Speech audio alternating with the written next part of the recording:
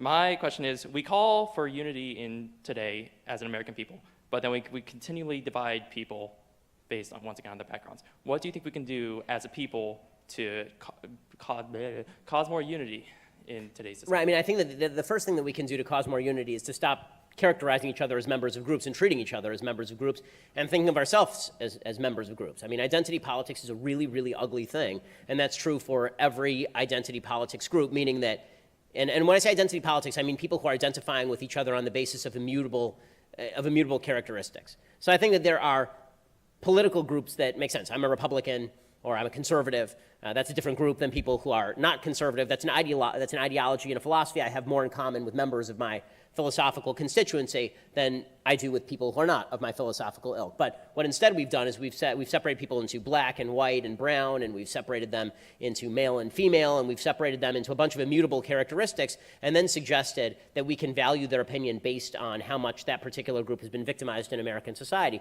This leads to some really dire results. And the way to get beyond that is simply to recognize a simple truth that we all used to recognize. The best way to treat anyone in your life is as an individual, not as a member of a group.